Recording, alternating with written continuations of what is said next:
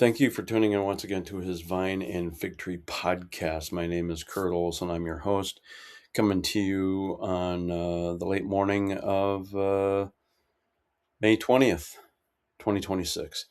Um, Three things, two very newsworthy. Last one, more in the spiritual realm that was newsworthy. Okay.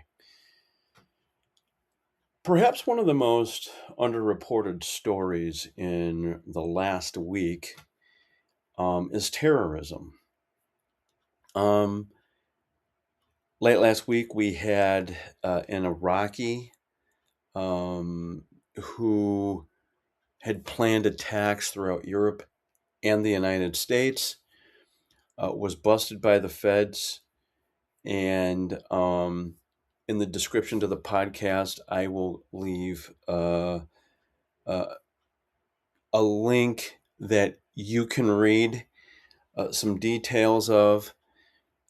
Secondly, it, and this kind of gets to potentially, because haven't really seen reporting if where they know the genesis of the origin of whoever planted this, but in a water reservoir near Mobile, Alabama, there was a bomb that was identified just below the surface of the water. And had that bomb detonated, you not only would have had mass flooding, you would have had thousands, tens of thousands, hundreds of thousands of people without access to water, at least in the near term. And if indeed there is a connection there to some kind of foreign terrorism, it would be an indication that the stakes are being raised. And these people are trying to do things a little bit outside the box that involve basic infrastructure in our country. And but I'll let people listen to a video by Glenn Beck on that. And I've followed it up with some research. Indeed, it did happen. It happened in the past week, or thereabouts. I believe it was last Tuesday this was found. And then there was the terrorism plotter who the feds were able to get in advance. So that is happening on kind of a broad scale. Is this happening because of the war in Iran? That remains to be seen. But the harsh reality is that something's going on, and there are forces that don't like the United States that are doing things. Secondly, fraud. Now, when the depths of the fraud in Somalia became known after uh, the Somali community in Minneapolis, Minnesota, became known after the Nick Shirley video. I believe it was late last year.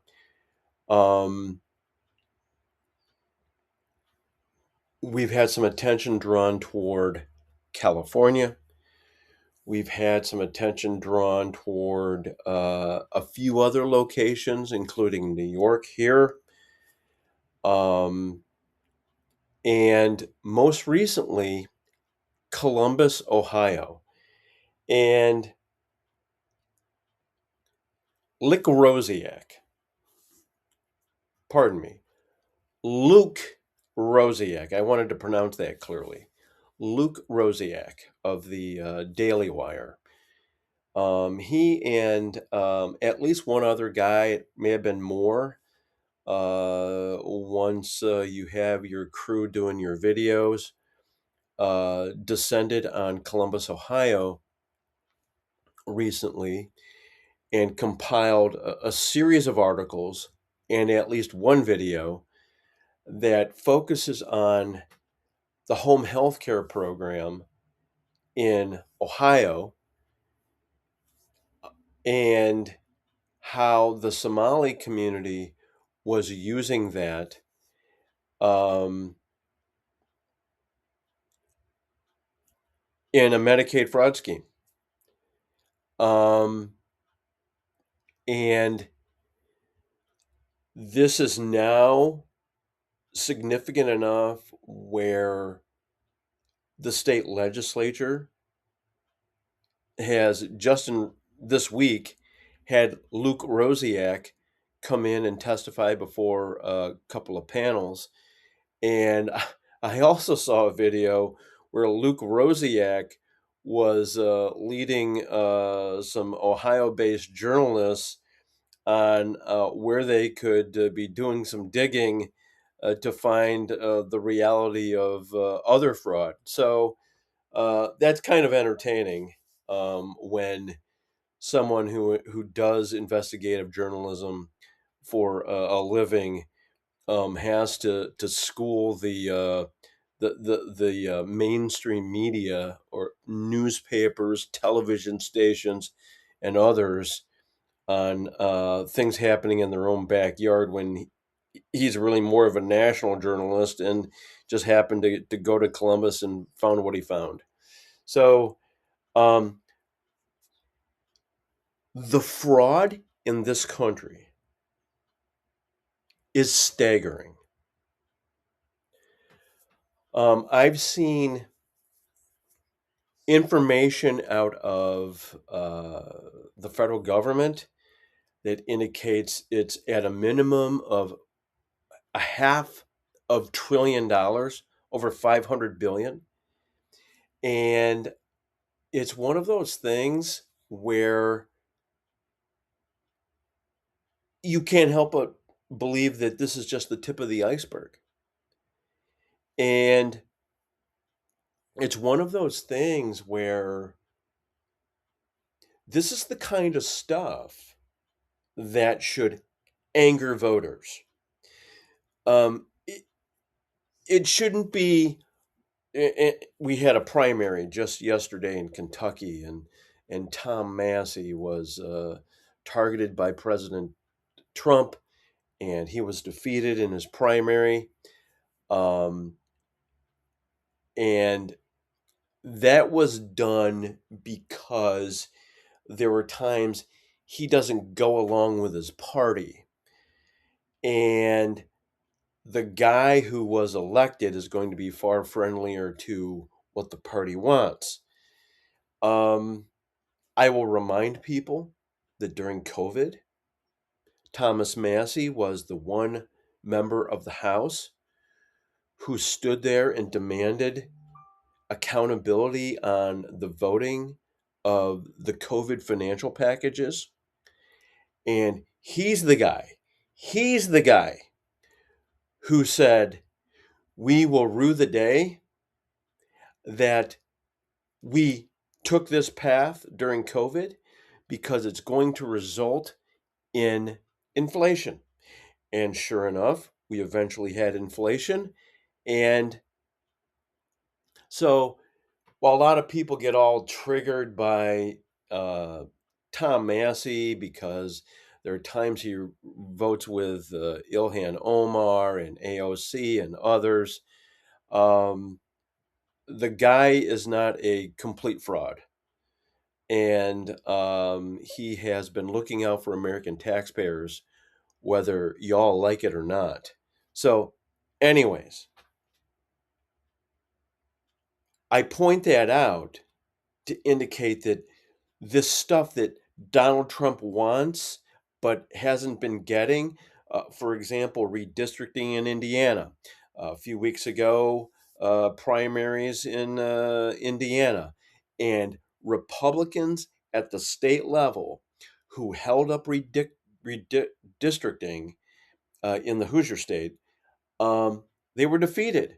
So so so Donald Trump is riding electoral highs right now because the people he wants on the ballot to help do what he wants are being defeated at the primary level. And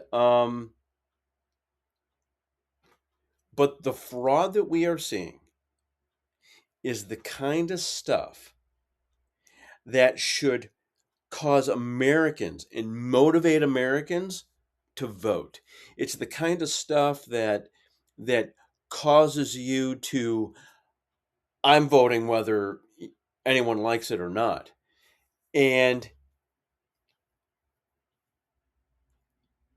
the fraud that we are hearing about across the country, no matter whether it's the Somali community or whether it is driven by politicians who are just engaging in corruption, all of it, all of it at the federal level, the state level, the local level, all of it is the kind of stuff that should drive voters to the ballot box and cause enormous change in the kinds of people who represent them. I'll leave that there. Last thing I want to talk about and share with you is from this national prayer rally. And it was also a little bit worship service. It was also a little of a lot of different speakers. But last Sunday, um, on the National Mall in Washington, D.C., there was this event called Rededicate 250. Now, we are coming up on the 250th birthday of the United States of America. And here's the odd thing.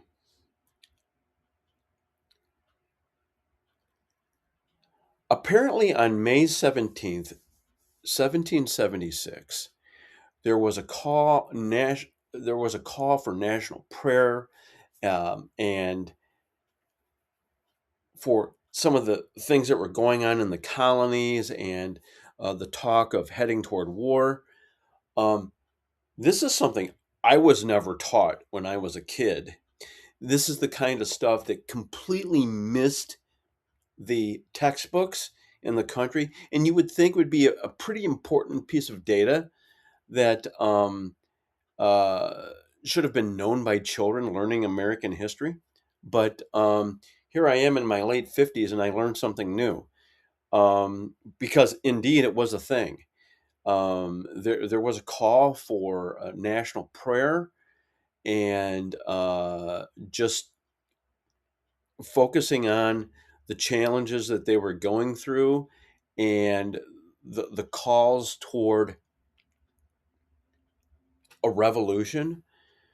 Um, but so 250 years later, they have this event at the National Mall. And in the last day or two, I've seen, at least on my social media feeds, more X than Facebook, some people in the national media just kind of being just mystified how thousands of Christians could descend on the National Mall and um, carry on with the kind of talk that they did. Things like words like phrases like spiritual warfare. And for the longest time, when this kind of thing has happened, we have seen in the media just hand wringing and having what I would argue delusions that a theocracy is going to be formed in the United States of America. And the people in charge are basically going to say, get in line, or get out. And I've been in the church my entire life. I don't know a single person who favors the establishment of a theocracy. Now, there's a caveat here. In more recent years, as we have learned of the phrase called Christian nationalism, and that phrase gets used by the left-wing media as as a strategy to basically say, as a Christian, you need to sit down and be quiet. But there are others. There's like 4 definitions for Christian nationalism, and one of them involves eschatology.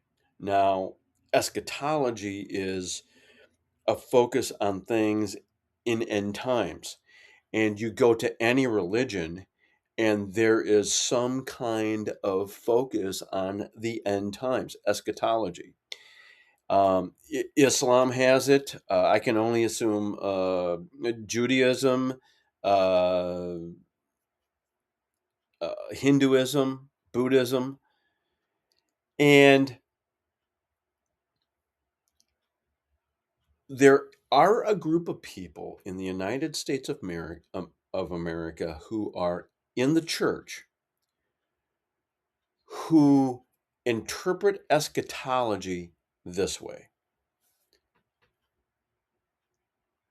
We are going to usher in, we being the church, we being Christians, are going to usher in a government that we control.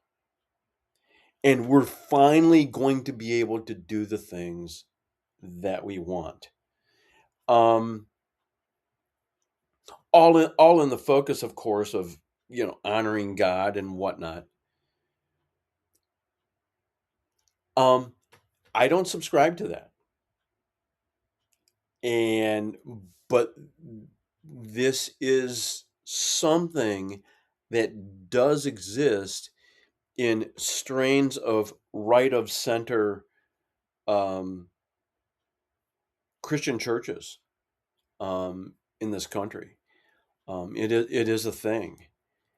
But the other thing that I saw in the videos that I saw, the short videos, was this thing called spiritual warfare. And when people get on a stage in the United States of America and use that phrase, people who are in the media get really kind of skittish because it has this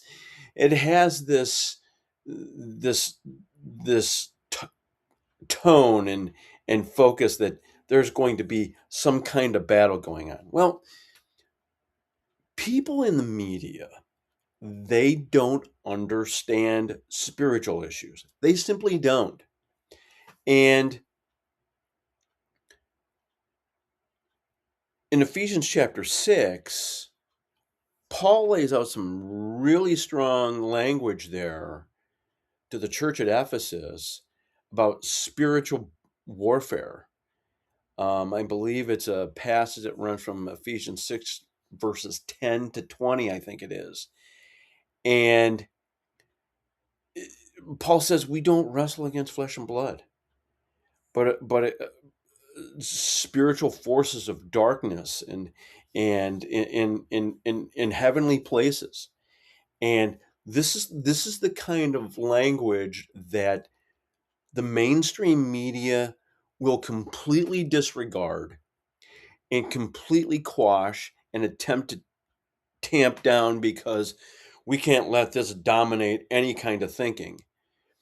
But these people don't go to church, and they don't understand spiritual issues. And if you want spiritual warfare, we've seen it in this country in recent years. I mean, it ranges from the issues from abortion to transgenderism and the whole LGBTQ, whatever other letters they have there, alphabet mafia that goes with that. Um, it runs in the area of some of these things that we saw during the Biden administration, where the FBI was coming against certain Catholics, coming against certain people in the church, across multiple denominations. And if you want the reality of spiritual warfare, look to sub-Saharan Africa, where Christians are being hunted and killed for their faith. Go to Pakistan, Pakistan, current day Pakistan, where there are brick kilns that exist in that country. And the people who are doing the work in creating bricks are Christians who have generation upon generation upon generation of debt that they can't pay back, and they're basically slaves. Talk about what's going on with any group in China, where the communist government has been has had a systemic plan in recent years of trying to get the churches in the country to basically fall to the whims of the CCP. And if you don't, you have a target on your back. Um,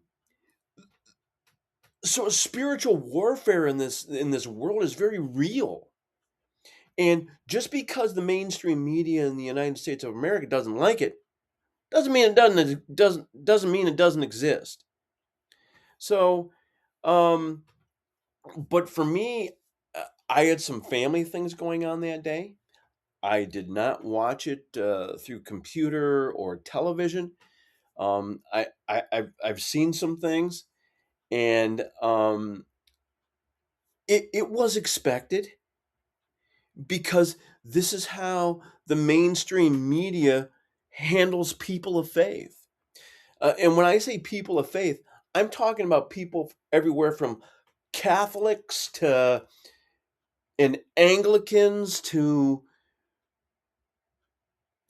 go to the most conservative side of the spectrum that you can, and everything in between, from the mainline denominations to your traditional country Baptist church to whatever.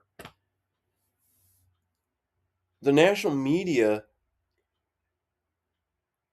the average journalist doesn't even darken the door of a church. So why would they possibly understand some of the language that is used by people of faith? They don't.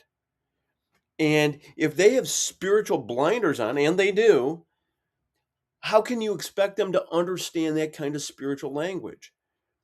And so we can get upset by it when they handle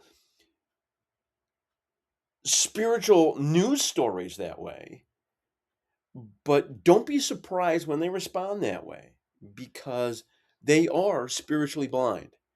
And until the Holy Spirit reveals truth to them, that's the way they're going to handle it. And those videos I saw were from CNN and MS Now, and of course, those far left wing entities were going to respond that way. So that's all I have this week. I thank you for watching. If you like what you're hearing here, please share it, and would thank you in advance for doing so. If you like what you're reading in my columns, please share those. And again, I would thank you in advance for doing so. We are on Apple Podcasts, Spotify, YouTube. And until next time, God bless and goodbye.